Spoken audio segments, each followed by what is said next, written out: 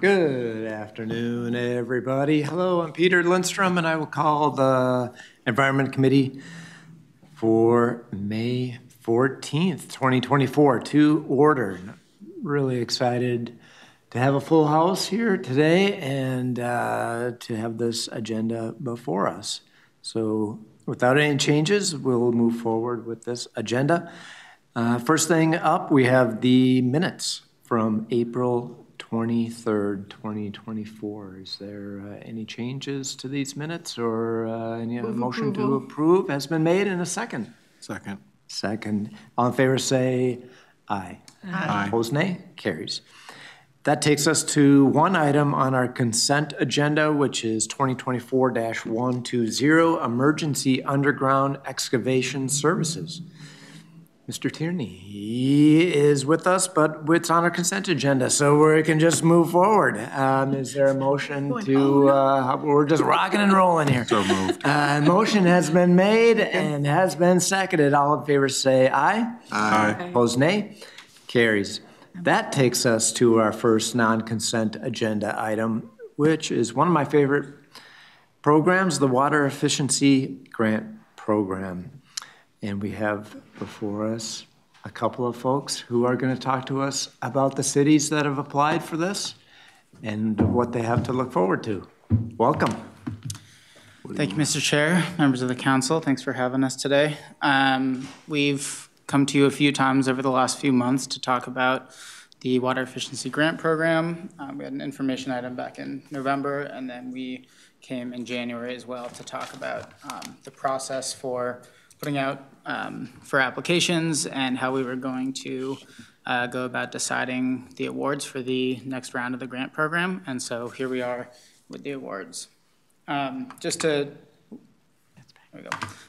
review a little bit, so for this grant program, we have 1.1 million available. That's going to begin in July of this year and go through the end of June in 2026.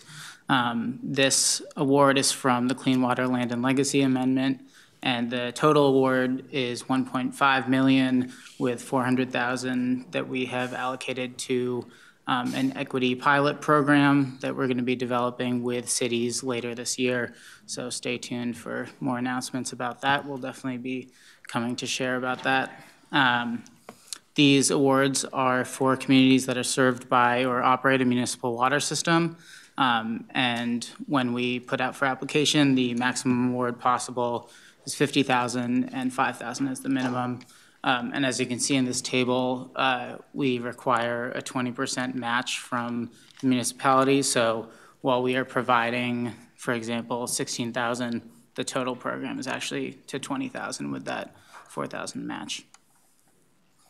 So we had a record number of applications, as far as I know, with 41 cities from around the region, totaling 1.3 million requested, so that exceeded how much we had allocated for this grant program.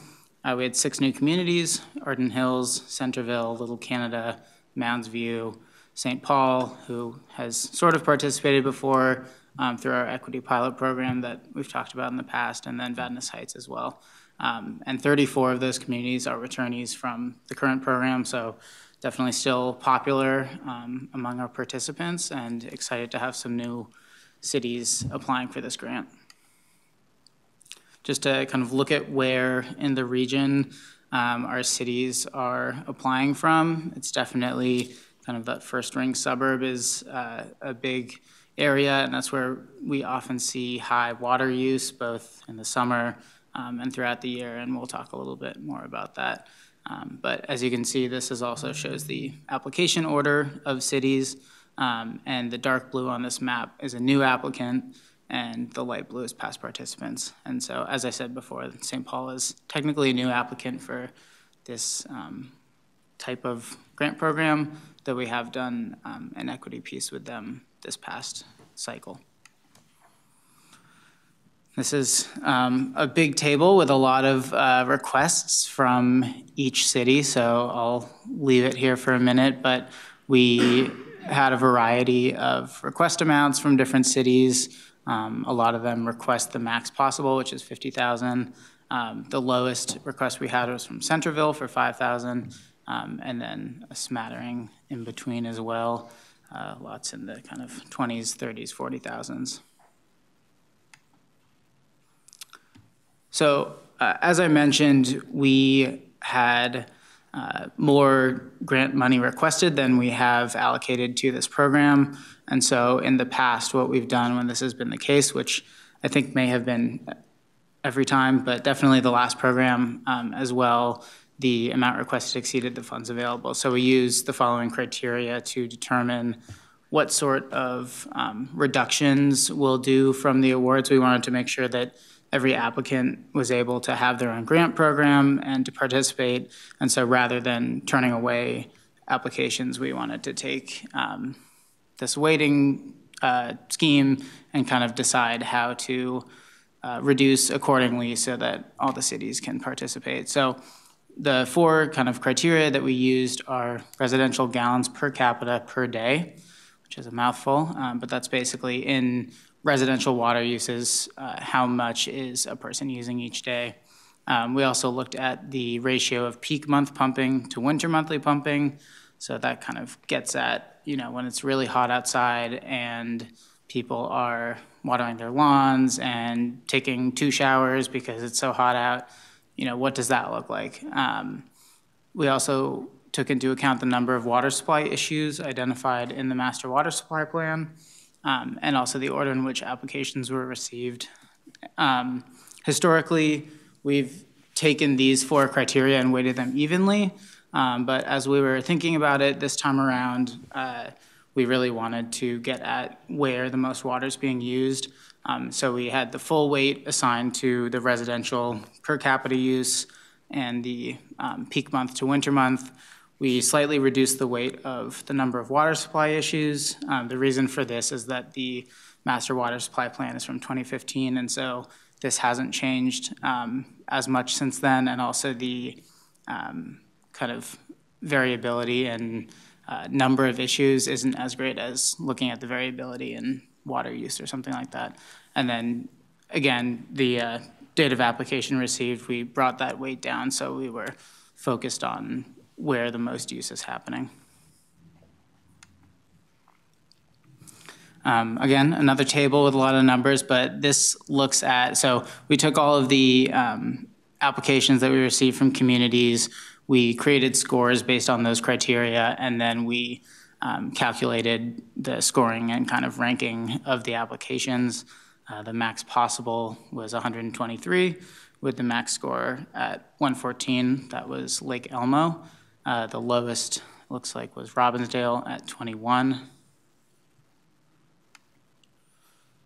And then the awards. So actually, I swapped these accidentally. So the way that we apply the scoring to the requested amounts is that we calculated the scores, and then we took the community score out of the total kind of possible score, and then we had a multiplier that basically brought the total number of awards up to that 1.1 million limit as possible. So just making sure that we can give out as much of the money as we can.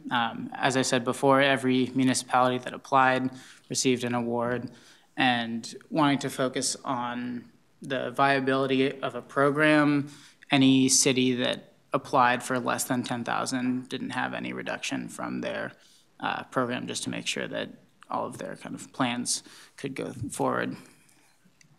So jumping back one slide, these are the way that the awards shook out, and we have a chart that we'll show in a minute, just so it's a little bit more clear. But the thinking about like where those scores were, so Lake Elmo had the highest score, and they requested 50,000, so their award remained unchanged. The lowest award was for 5,000 for Centerville, and they had only applied for 5,000, and so that max and minimum award requirement fit in nicely with the max and minimum actual awards that we're proposing. So here's a chart that looks at the amount requested versus reduction from the amount requested. And so if we're looking at this chart from left to right, The blue shows the granted amount, and then that kind of pink salmon shows the reduction from requested. So on that kind of first half of the left side, you see all the bars going to that top level at 50,000. So that represents cities that requested 50,000, and then depending on what that kind of pink salmon color is, that's how much was reduced from what they applied for. So as you see, the lower that the granted awards are, generally, the lower that the amount was reduced. So next steps for this program, if things move forward as planned, we plan to send award letters to communities on May 24th. And then from there, get grant legal agreements set up, collect signatures from the communities, and then work with our partners in finance to get accounts set up and web grants. And if all goes well, we'll be planning to start grant activities on July 1st of this year, and that helps with cities who are in the current cycle of the program can pretty seamlessly move from one program into the next. So our request today, our proposed action, is that the Metropolitan Council authorize its regional administrator to award and execute the Water Efficiency Grant Program grants recommended in Attachment A in the total amount of $1,097,880. And happy to answer any questions. Great presentation. Any questions for, please? Thank you, Mr. Chair. It's so great to see that people wanted more money than you had. So engagement must be really being successful, getting the word out. People are saying there's help for us. The one question I have is why do you, if there's a deadline, why do you care when the application is received? And at 0.25, it just looks like it's more data that you have to collect and deal with. And if they come in on time, they come in on time. So. Mr. Chair, Council Member, that is a good question. When we set up the criteria for this, we were following criteria that we've used in the past. And I think once we were working on kind of scoring the applications and thinking about that, we agree that, you know, the order in which it happens shouldn't be a strong criteria. So that was part of the reason for bringing that score down. But I think in future programs, we could just eliminate that.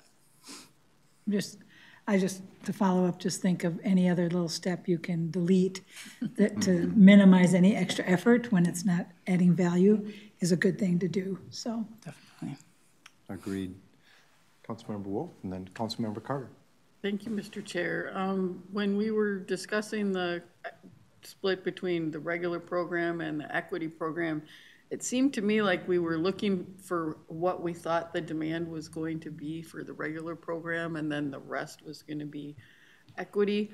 Since we have more requests than what we had, I kind of want to have a little better understanding of the equity part of it and how cities can get to be, you know, is it going to be one? Is it 10 cities? You know, just to make sure we're not shorting the regular program in favor of the equity program. So if you could give a little more detail about that, it would be appreciated.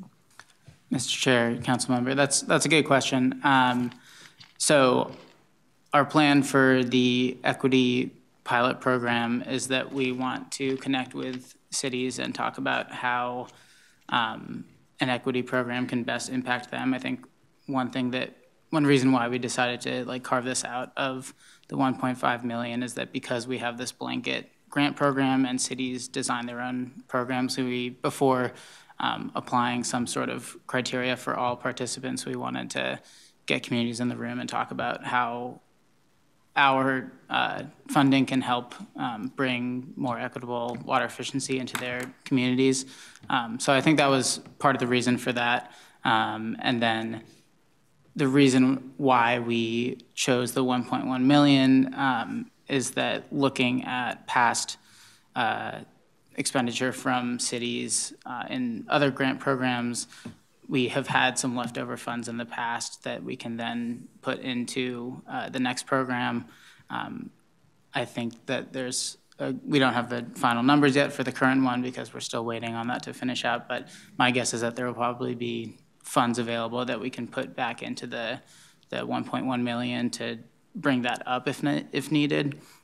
But certainly a lot of cities spend their whole award down, but I would say that not all of them do, and I think sometimes the amount requested doesn't end up being exactly how much is spent. Follow-up? Thank you. You didn't really answer the question about the equity program. Is there, I mean, who's invited to the meeting? Have these Sure. meetings happened yet? Mr. Chair, council member, sorry about that.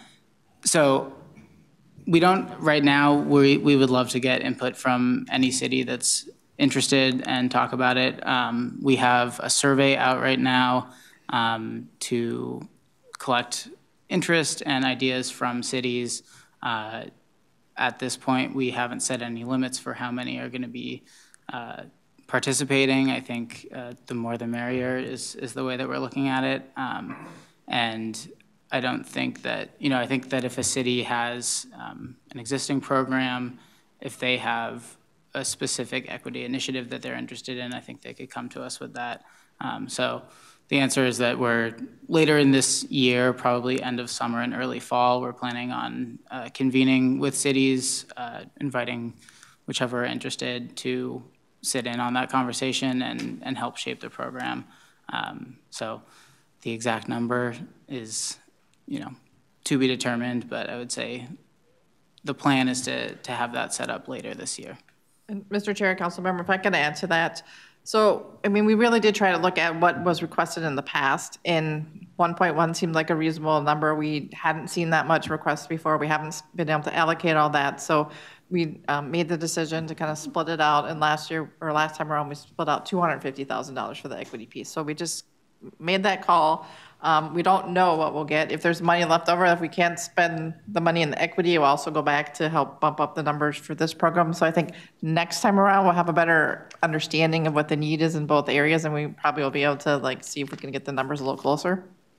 And any city that is eligible for this program is eligible for the equity piece, right? If they have a subsidized housing development that needs new toilets or whatever, it's open to anybody. If they meet the criteria that will be established by the group that forms the criteria for the program, correct? Thank you. Very good. Councilmember Carter. That was my question about what are the typical uses that it's put to, and has that changed recently? Because when they're applying, do they have to indicate the typical use that the funds?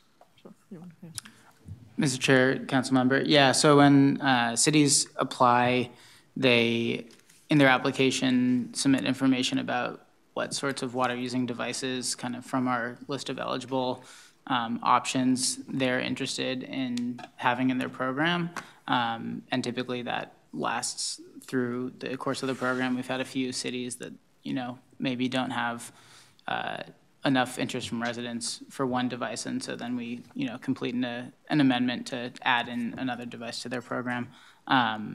But yeah, at the moment, the cities kind of choose a variety of devices from our list of eligible ones. But then the equity pilot program that we did with St. Paul, that was a bit different. We helped fund the installation of advanced metering infrastructure, which basically can help sense water leaks and things like that. So that's not in the current program, but I think building on the success that St. Paul saw with that program, I think as we're having conversations about what an equity program could look like, that might be an option as well. So you're kind of guiding them and coaching them through the process. They're not just applying, and they don't have to just depend on themselves to come up with what they want to do. Mr. Chair, council member, yeah, that's right. So we use the Energy Star and WaterSense labels, which are programs by the EPA to help inform what we are offering as an eligible device. And so cities get to kind of from that list choose what they want. And Mr. Chair, Councilmember Carter, if I can add, so they choose and they kind of base it on, most of these communities have had these programs in the past, so they kind of know what people are looking for. So they might have, a bigger emphasis on toilet replacement. They might have a larger emphasis on the washing machine or something like that. They kind of base it on what they've had in the past. But they do get the list of all the approved appliances and from us as well, so. Good questions. Other questions? We're looking for a motion. Move approval. Second. Motion has been made and seconded. All in favor, say aye. Aye. Opposed, nay. Carries. Thank you so much. Keep up the good work. Thanks. Good program. And that takes us to our information item, where I'm so used to saying Ned Smith. The new Ned Smith. Big shoes to fill. That's right. Mr. Selmeyer, welcome. Welcome, thank you. Mr. Chair, members of the committee, I was trying to think of a good analogy for the transition. Maybe Ned's passed me the ball, I'm trying to make the shot. Nice. And maybe that's just me thinking about the Timberwolves and hoping for the best. Yeah, knock on wood. Let me just see here. So I'm Matt Selmeyer, I'm the budget manager in environmental services. I'm here to present this information item to you today. After this, we'll go to our customer communities in 2 to 4 weeks and share a very similar presentation with them. After that, Ned or I will come back in July to share any feedback or budgetary updates based on that meeting.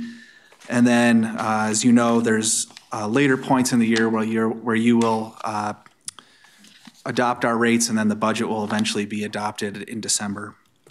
And our last slide has the calendar dates, so I'll go through that in a little bit as well. So we're looking at a 5.6% municipal wastewater charge increase this year, and that's primarily driven by inflation in labor and contracts, and I'll go into more details of the specifics on that on the next slide. Proud to say that our sewer availability charge is currently flat at 0%. I think this is the 11th year in a row, and I've got a couple slides to share on our SAC reserves and our SAC units, so those are both remaining strong. Industrial waste strength charges is at 7.1%, and I've got a couple slides on that too. That is, as people are doing things like maybe making cardboard or tanning or hides, there's higher strength that's getting dumped into the system, and then it takes additional effort to clean that wastewater, so there's a higher charge for that. And then the permit fees is tied pretty closely to the MWC. It's around 5.8%. So moving on to our the drivers of the 5.6% increase. So the first is labor inflation accounts for 2.4%, and I would say that's largely driven by other inflationary factors we've seen, like the cost of living increase. And so as the unions are coming and negotiating their contracts, they're saying it costs a little bit more. So we're seeing those increases at maybe 1% to 2% higher than what we've seen in other years. So that's a little bit more of the labor cost increase. We're also seeing some increases in our medical costs that are included in that. And we're adding a few positions, which I'll go over on one of the later slides, for things like tribal relations and maintenance work at our treatment plants. Again, I'll go over that in more detail. The contract services is the next piece at 1.2% or $3.4 million. That is primarily two big contracts in there. One is for insurance, so the cost to insure our treatment plants, and then the other thing is our securities contract. So I think we have one more location for a security contract, and then the cost of that is going up. Our industrial charge and charges, that's what we pay for regional administration, for the central office, things like payroll or IS or things like that. They're going up 1.1%. About 50% of their costs are IS, but there's also the labor piece in there as well. So they're also we're accounting for some of the similar labor increases there. We also have other, which is mostly grants, for about $1.7 million. I'll give you a little bit more detail about that when I talk about our sources and uses. And then materials and supplies inflation. So we've been kind of wrestling with that for the last several years, where the cost for a ladder or a hammer or scaffolding or whatever is just higher than it used to be. And so we keep having to increase our budget to be able to pay for those things. We did, as you probably heard from years past, we had some pretty high increases in our cost of chemicals and the utilities. And so we actually had to do an amendment last year to increase our budget for our chemicals and utilities. And we're seeing a little bit of help there on the cost of our polymers. So we'll take whatever help we can get. So the polymers budget's going down. And the chemicals overall budget's a little bit less in 2025 than it was in 2024. So this is our pie chart, our revenue sources, how we make money. The biggest piece is our municipal wastewater charges. That's what we charge the 111 customer communities. After that, it's the sewer availability charge. That's the connection fee, the one-time connection fee to our wastewater system. That's 14%.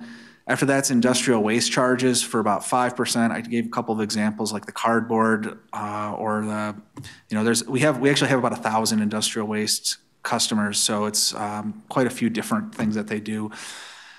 And then the last is the other 1%, and I would say that is, so 2.4, the one thing we're having this year is $2.4 million of that is use of reserves. So what happened is last year, we received some grant money for Newport and White Bear Lake. So at Newport, I think it's II related. At White Bear Lake, it's studies, I think, work related to water levels.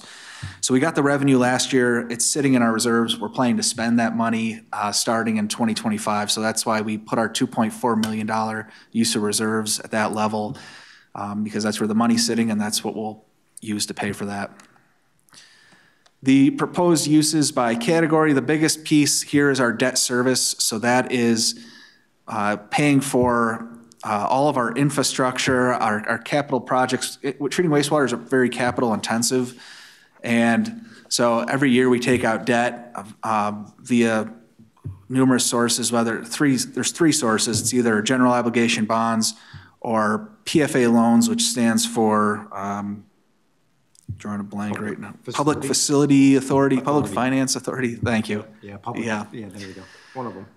So we have this debt, and we every year we have to make payments on it. So that's a big part. That's the biggest chunk of what we are using our money on. After that, it's salaries and benefits, paying for the people. After that, materials, supplies, and chemicals. So we use a lot of chemicals. The chemical prices have gone up over the last couple of years. So that probably has gone from 7% to 8%. And one thing I probably forgot to mention is this pie chart stays pretty consistent. Most years it does not change very much. After that, we have rent and utilities. We're one of Excel's top 10 largest customers. We use a lot of electricity. I think it's around $25 million a year that we spend. A lot of that is lift stations or blowers and aerating wastewater. Those things use a lot of electricity. After that, it's interdivisional services. That's the cost that we pay for the central office, as I mentioned earlier. Then consulting and contractual. So we can't do everything. I mentioned a couple of those things like security or insurance, or it could be hiring somebody to pave a parking lot somewhere that's in bad shape. So all those things add up to another 7%. Then we have PAYGO. That's to help. So you can see we're fairly capital intensive, and PAYGO, pay as you go. That's using operating funds to help pay for things that we might need would normally debt finance. So it helps reduce the pull on your debt. The draw on that. And there's other advantages. So things like our PFA loans might have certain restrictions and criteria where the PAYGO does not have as many. So you have more flexibility there. And then the last other is things like centralized projects, miscellaneous expenses, and a little bit of, some of that's a little bit of that grant spending that I mentioned in Newport and White Bear Lake. So that's pretty much the pie. And then moving on to our labor. So back in the 90s and before that, we had over 1,000 FTEs, full-time equivalents. And right around then, there were some technology improvements that happened. And as we were making those improvements, we were able to reduce some of our headcount at some of our treatment plants primarily. And we stayed pretty steady from 21 through 25 in last recent years. As I mentioned, we were adding some tribal relations positions. Those are pretty interesting. So we're supposed to be working with the tribes, as we are, even if we own the land, we need to be communicating with tribes. And so tribal outreach is important. So we're adding a few positions because the land might mean something different to a tribe than it does to us. And so we need to be working closely on that. We are also adding some workforce and equity positions, a few operations positions, and maintenance. So we're trying to really, we've been really proactive in our maintenance program, I would say, over the last couple of years. So making sure everything's in good working order. And then, so moving on to the budget count. our overtime, so we have the budget including overtime. Overtime is flat to last year, so that's good. We're keeping our overtime flat. And just a few of the risk factors that we point out here. So rising wage pressure, so that's something that I mentioned. That's the unions negotiate that. That's something that might be 1% to 2% higher than we've seen in years past. Medical expenses, that can be hard to control sometimes, what you have to pay for that. And then just other things like attrition is listed here. So big items that might cause changes in the job force. So onto our proposed debt service. So our debt is like having 40 mortgages, really, and we can pay those in, but you have a lot more flexibility with it. So imagine, and they're all 20-year terms. So imagine you have this 20-year term on debt. You could pay it all in year one. You could pay it all in the last year. So we really have to manage it. And then the reason we had a bubble is that during the last recession, some of those payments got moved out a little bit to help with our wastewater rates. And so we had that debt bubble. And then now we're really expecting relatively flat debt service for the next 3, 4, 5 years. I do expect it to increase a little bit after that. And part of that is because our capital program, we have a couple of things going on. One, the capital program is also seeing inflationary increases. So that doesn't just hit on the operating side. We do see that on the capital side as well. There's also the 4th incinerator at the Metro plant. There's also work to be done at the Rogers plant. And so I think those items are going to cause the debt service to increase a little bit in those outer years, but pretty flat still for the next couple of years. So pay as you go, I'll try to share what I think of a quick advantage story of having PAYGO. So we purchased some property from the Girl Scouts in Fridley a couple of years ago, and I think we needed that property for a pipe or a lift station in the area. The Girl Scouts still wanted to use that property and rent it back for a year or two. We needed it longer term. So because of the challenges that we might have faced with financing that with our PFA loan or GO bonds that might have presented because of the requirements, PAYGO is a really nice thing that we were able to use because it doesn't have those requirements. We were able to go out and make that property acquisition. And there's certain, again, PFA has a checklist of items. I believe on the GO bonds, you're really not supposed to be making revenue outside of your typical wastewater use on that. So the PAYGO has really good advantages for us. And then what you see in the blue here, that represents the PAYGO the SAC reserve that we use to fund PAYGO. So we did that to help with rate mitigation. And so basically we use a reserve to help fund PAYGO, and you don't want to keep using your reserve year in and year out. You need to keep that for a rainy day. So we're trying to reduce that use on the reserve, but while still holding our PAYGO constant at 11 million because there are some really good advantages to that. Wastewater outstanding debt, we have about $1.3 billion worth of outstanding debt. We have a replacement value of around $7 billion.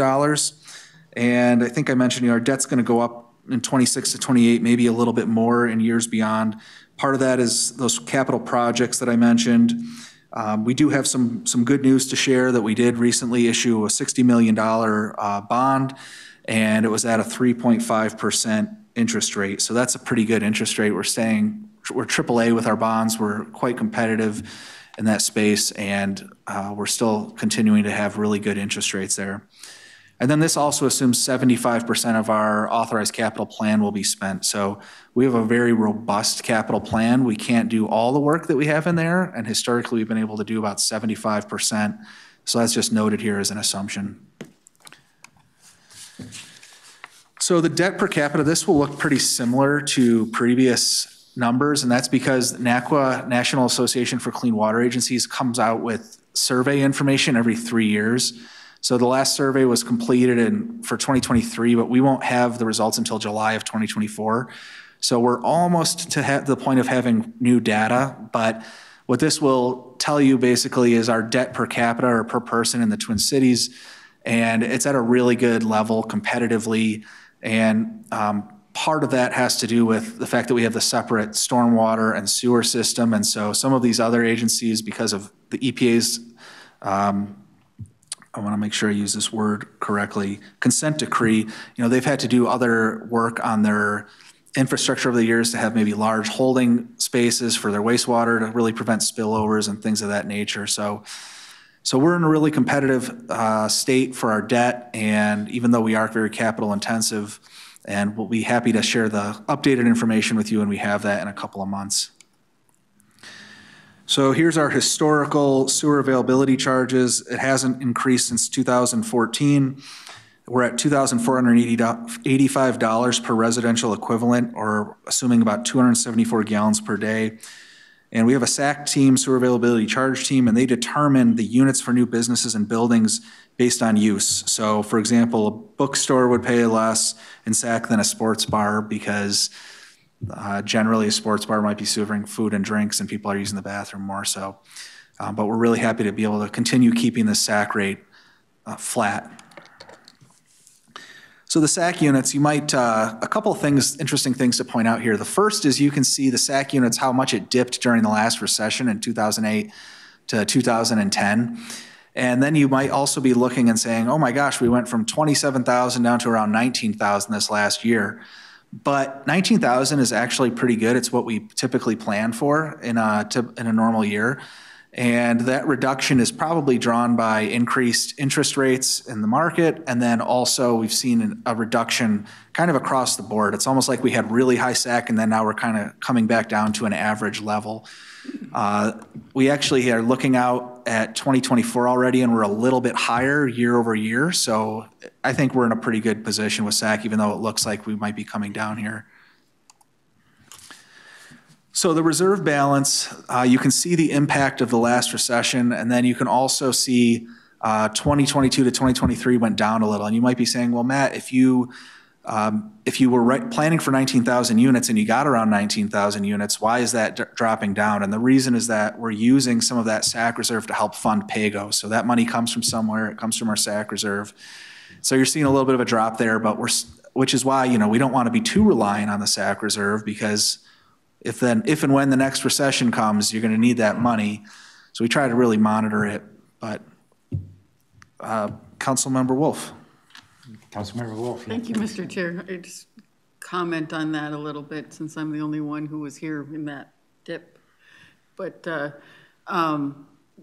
prior to the bottom falling out of the market, there was always this, let's not let the SAC reserve balance get up over 100 million because somebody's going to want to steal it for something else. And we realized pretty quickly that 100 million wasn't enough if things go bad. And when we were at the bottom of that trough, we never thought we'd get back up to 19,000 SAC units ever. So it was really nice to see things recover and refill the coffers. But with using PAYGO, that also gives us a cushion in the future if it does drop, because we've got credit for future payments in that bubble that we've put into the PAYGO. They're accounting for that somewhere, and it stays belonging to SAC. So if needed at some time in the future, you could say,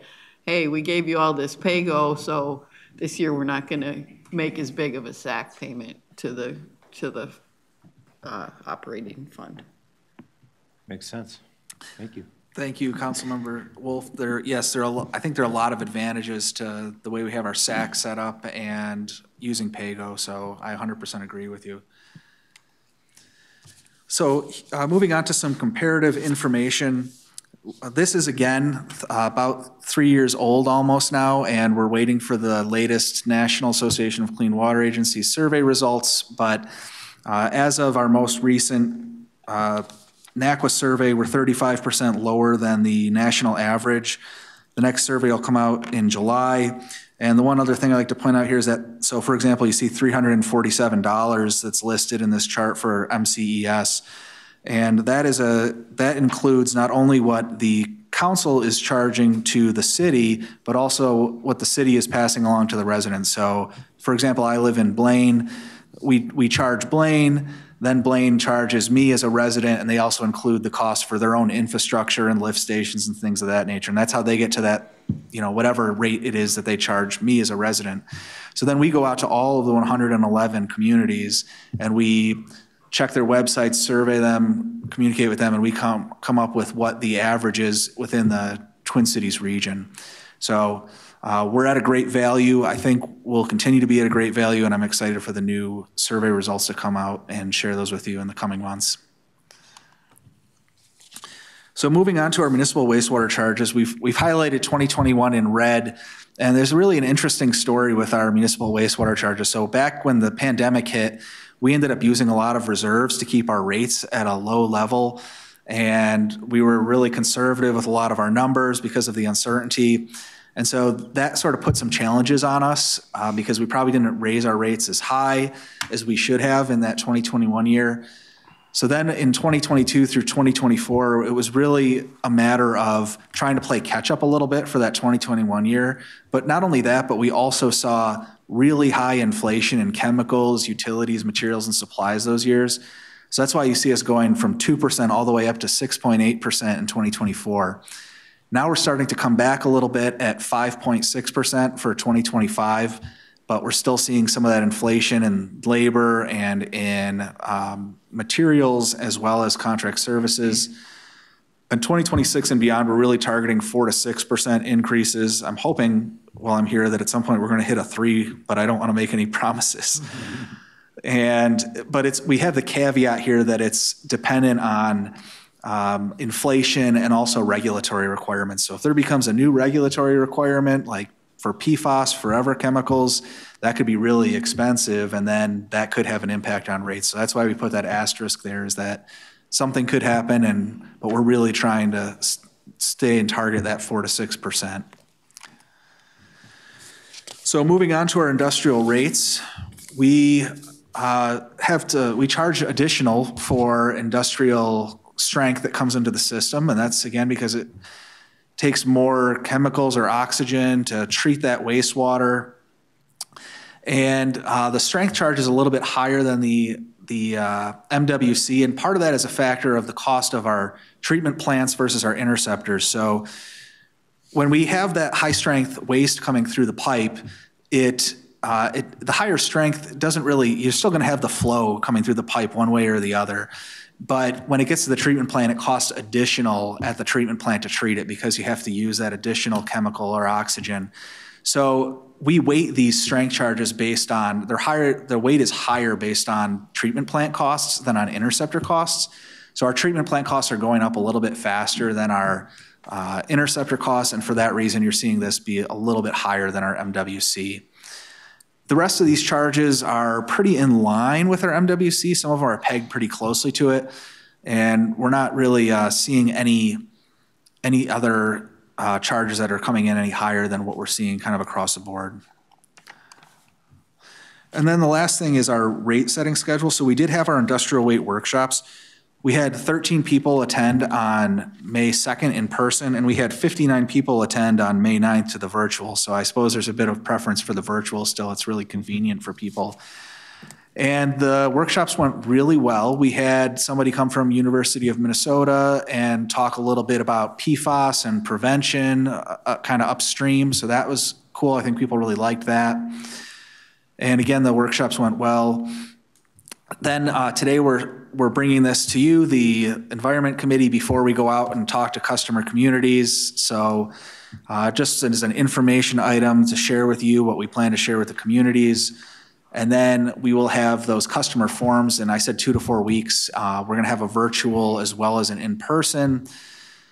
And then we will come back on, this is a typo actually, it says June 9th. We'll be back on July 9th. And at that point in time, it'll actually probably be Ned because I will be in vacation, and as we are transitioning roles, you'll get to see Ned one more time at least in this capacity. And then he'll talk a little bit about the feedback we got from the customers.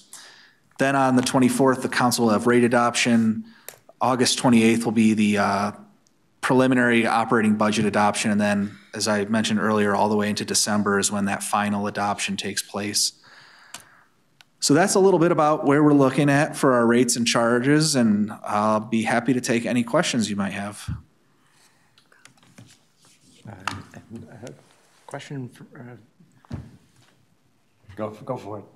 Not really a question, more of a comment. When you mentioned the unions come in here and set their price, it's labor and management that come together to take into account the rise in inflation and the cost of living when they're sitting down together to come up with what is acceptable going forward. I just wanted to clarify that real quick. Thank you. I appreciate that. I'm actually not a part of those meetings, so that's helpful clarity. And you know, I know there's a negotiation and there's discussions, and so I appreciate you correcting if I stated it slightly incorrectly on that. Thank you. Good catch. Thank you. And there's a comment from Lisa. Just a typo, I think, under the customer forums, the May 21st is in person, I believe, and June 6th is the virtual. Right. Is that right? Okay, thank you. Great. Councilmember Carter. I just had a question.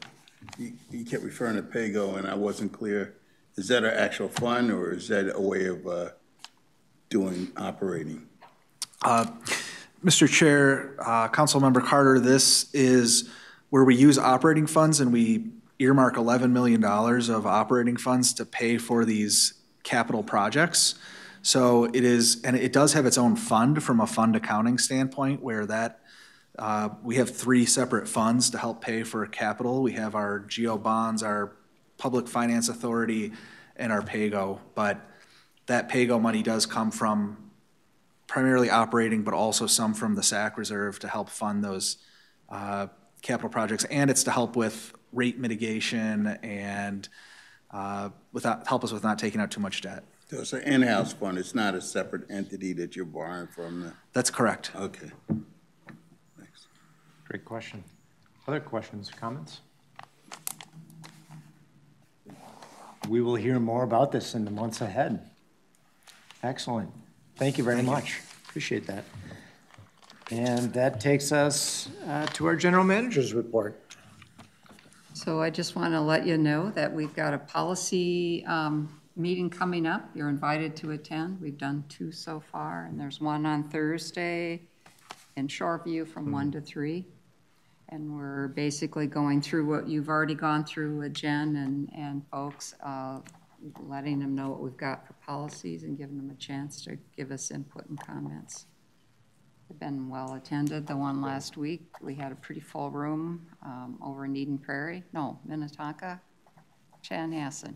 Where were we? It was way to the west. Tell us you don't know the West Metro. It was an hour drive, and I'm like, are we still in the region? It was in South Dakota. Close enough. Close enough. I stand corrected. Sorry about that. You're welcome to come. We think, you know, we only do this every 10 years, right? So it is a big deal, and we're trying to make sure that we reach people and give them ample opportunity to comment before we come out with those final drafts. And I think that's the key change that we've emphasized as we've looked at how can we do this in a more inclusive way. It's also more inclusive within the council. So there's a lot more exchange going on between the different divisions, and I think it shows in the policy work that we have. So I will be there on Thursday. your support's appreciated. Staff really do notice the support that you've been giving them, and I thank you for that. Excellent. Other comments from council members? We are adjourned. Thank you, everybody. Thank you.